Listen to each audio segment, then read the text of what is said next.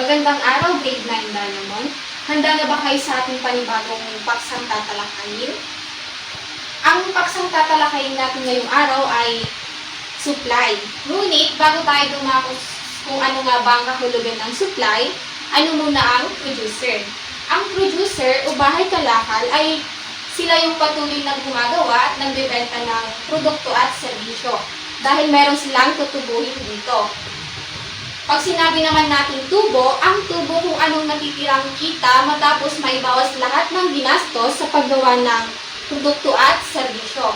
Siyempre, kung wala ng tubo ang isang producer, ihinto niya ang paggawa at pagbenta, titigil siya sa pag-supply ng gawing produkto at serbisyo. Ngayon, ano nga ba ang kahulugan ng supply? Pag sinabi natin supply, ay tumutukoy sa dami ng produkto o serbisyo na handa at kayang ipagbili ng isang negosyante o producer sa isang partikular na presyo at panahon. Class, maraming kahulugan ang supply para sa maraming tao. Sa pamilya, ito ay maaaring nangangahulugan sa supply sa kanilang mga kusina. Para naman sa mga magsasaka, maaaring ito ay tumutukoy sa kagamitan nila sa kanilang pagsasaka.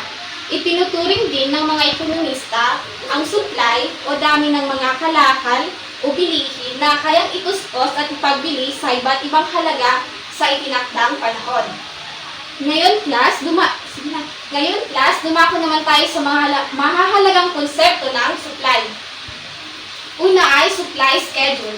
Ang supply schedule ay isang talaan o talahanayan na nagpapakita ng dami ng produkto o serbisyo na handang ipagbili ng isang producer sa iba't ibang antas ng presyo ng sa isang takdang panahon. Ang pangalawa naman ay supply curve. Ang supply curve ay isang grapikong representasyon na relasyon sa pagitan ng presyo at isang produkto at dami ng supply na handang ipagbili ng mga producer sa isang takdang panahon. At ang panghuli naman class ay ang elastisidad ng supply. Pag sinabi natin elastisidad ng supply ay isang konsepto ng economics na sumusukat sa kung gaano kasensitibo ang dami ng supply ng isang produkto o serbisyo sa pagbabago ng presyo nito. Yun lamang class, naiintindihan ba ang ating paksang tinalakay?